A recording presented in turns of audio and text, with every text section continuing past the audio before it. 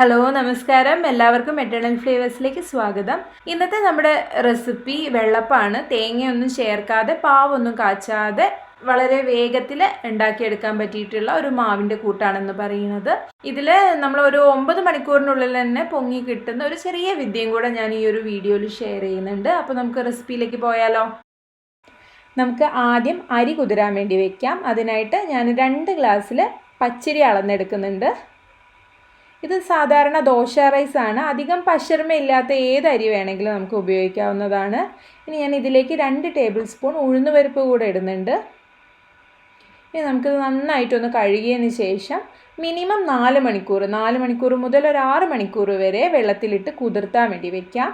ഇത് ഏകദേശം ഒരു 6 മണിക്കൂർ കുതിർത്ത് വെച്ച അരിയാണ്. ഇത് ഞാനൊന്ന് അരിച്ചെടുത്തിട്ട് മിക്സിയുടെ വലിയ ജാറിലേക്ക് ഇടുകയാണ്.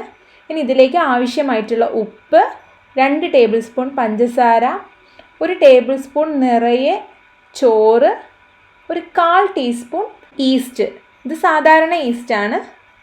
ഇത്ര ഇട്ടിട്ട് നമുക്കിത് നന്നായിട്ടൊന്ന് അരച്ചെടുക്കണം. ഞാൻ ഇതിലേക്ക് 2 ഗ്ലാസ്സിന് ഒരു 1.25 ഗ്ലാസ്സോളം വെള്ളം ചേർത്തിട്ടാണ് അരച്ചെടുക്കുന്നത്. ഇപ്പോൾ ഇതേ നമ്മുടെ മാവ് ഞാൻ നന്നായിട്ട് അരച്ചെടുത്തിട്ടുണ്ട്. ഇനി ഇതിലേക്ക് 2 ടേബിൾ സ്പൂൺ മൈദപ്പൊടിയാണ് ഞാൻ ഇടുന്നത്. മൈദപ്പൊടിക്ക് പകരം ഗോതമ്പ് പൊടി ഇട്ടാലും മതി, ഒരു കുഴപ്പമില്ല. പക്ഷേ മൈദയാണെങ്കിൽ കുറച്ചുകൂടെ സോഫ്റ്റ് ആയിട്ടിരിക്കും. ഇനി ഞാൻ ഇതിലേക്ക് ബാക്കിയുള്ള ഒരു 1/4 ഗ്ലാസ് വെള്ളം കൂടെ ഒഴിച്ചിട്ട് ഒന്നുകൂടെ നന്നായിട്ടൊന്ന് അരച്ചെടുക്കാൻ വേണ്ടി പോവുകയാണ്.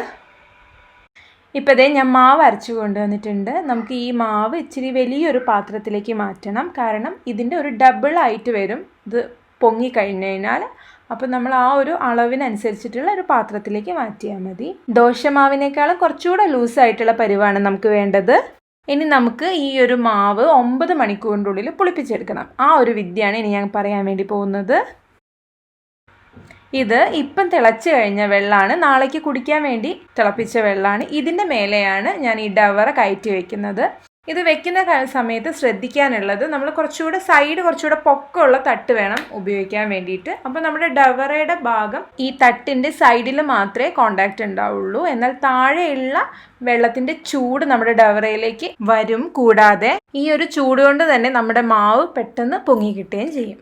മറ്റൊരു കാര്യമുള്ളത്, നമ്മുടെ മാവ് ഈ ഒരു ചൂടിലിരുന്ന് കുക്കാവാനുള്ള സാധ്യതയും വളരെ കുറവാണ്. ഇങ്ങനെ വെച്ചിട്ടൊരു 15 മിനിറ്റ് കഴിഞ്ഞാൽ ഒന്നുകൂടെ ഒരു കരണ്ടി എടുത്ത് മിക്സ് ചെയ്തതിന് ശേഷം ഒരു 9 മണിക്കൂർ റെസ്റ്റ് ചെയ്യാൻ വെക്കാം. ഇപ്പോൾ ഇതേ ഏകദേശം ഒരു 9 മണിക്കൂർ കഴിഞ്ഞിട്ടുള്ള മാവാണ്. നന്നായിട്ട് പൊങ്ങി വന്നിട്ടുണ്ട്, എന്നാൽ അധികം പുളിച്ചിട്ടുമില്ല. നല്ല ബബിൾസൊക്കെ വന്നിട്ടുണ്ട്. നമ്മളിത് തിളച്ച വെള്ളത്തിൻ്റെ മേലെയാണ് വെച്ചതെങ്കിലും താഴെയൊന്നും പിടിച്ചിട്ടില്ല.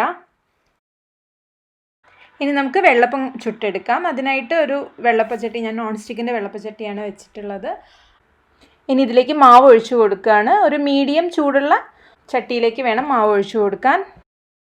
ഇപ്പോൾ ഇതേ നമ്മുടെ വെള്ളപ്പത്തിന് നല്ല ബബിൾസൊക്കെ ആയിട്ട് വന്നിട്ടുണ്ട്. ഇനി നമുക്കൊരു മീഡിയം ഫ്ലെയിമിൽ ഇതൊന്ന് കുക്കാവുന്നവരെ മൂടി വെച്ച് വേവിച്ചെടുക്കാം.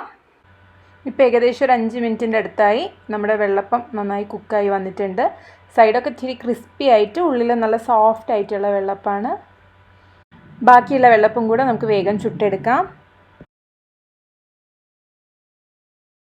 ഇത് നല്ല സോഫ്റ്റ് ആയിട്ടുള്ള വെള്ളപ്പാണ്, എന്നാൽ സൈഡ് ഇച്ചിരി ക്രിസ്പി ആയിട്ടുള്ള വെള്ളപ്പാണ്.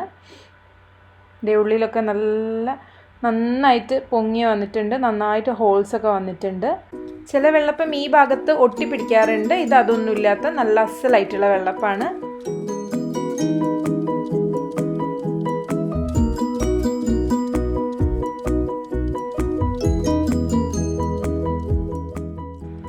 ഇനി ഇത് ഏറ്റവും അവസാനത്തെ വെള്ളപ്പത്തിൻ്റെ മാവാണ് ഞാൻ ഒഴിക്കുന്നത്. അത് പൊതുവേ സാധാരണ ആദ്യം നമ്മൾ ചെയ്യുന്നതിൻ്റെ അത്ര നന്നാവാറ് ഇല്ല, എങ്കിലും അത്യാവശ്യം മോശമില്ലാത്ത രീതിയിൽ തന്നെ ഇത് കിട്ടിയിട്ടുണ്ട്.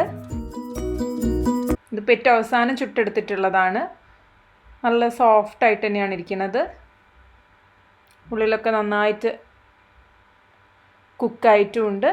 എന്നാൽ ഒട്ടിപ്പിടിക്കാത്തൊരു പരുവത്തിലാണ് കിട്ടിയത്. അപ്പോൾ ഇതേ തേങ്ങ ചേർക്കാത്ത, പാവ് കാച്ചാത്ത 9 മണിക്കൂർ കൊണ്ട് തന്നെ പൊങ്ങി കിട്ടുന്ന വെള്ളപ്പം ഇവിടെ റെഡി ആയിട്ടുണ്ട്. മാവ് തയ്യാറാക്കുമ്പോൾ ഉഴുന്ന് ചേർത്തെങ്കിലും നമുക്ക് ഒരിക്കലും ഒരു ഉഴുന്നിൻ്റെ ഫ്ലേവർ ഈ ഒരു വെള്ളപ്പത്തിന് കിട്ടില്ല. ഞങ്ങൾ നല്ല ഈസി എഗ് റോസ്റ്റിൻ്റെ കൂടെയാണ് ഈ വെള്ളപ്പം കഴിക്കാൻ വേണ്ടി പോകുന്നത്. നിങ്ങൾക്ക് എൻ്റെ ഈ ഒരു വീഡിയോ ഇഷ്ടപ്പെട്ടിട്ടുണ്ടെങ്കിൽ താഴെ ഒന്ന് ലൈക്ക് ചെയ്തേക്കണേ. കൂടെ നിങ്ങളുടെ അഭിപ്രായങ്ങളും നിർദ്ദേശങ്ങളും ഒന്ന് കമൻറ്റ് ചെയ്യണം. എൻ്റെ ചാനൽ ഇതുവരെ സബ്സ്ക്രൈബ് ചെയ്തിട്ടില്ലെങ്കിൽ പ്ലീസ് ഒന്ന് വേഗം സബ്സ്ക്രൈബ് ചെയ്തേക്കണേ. വീണ്ടും മറ്റൊരു വീഡിയോ ആയിട്ട് കാണാം. Till then bye bye.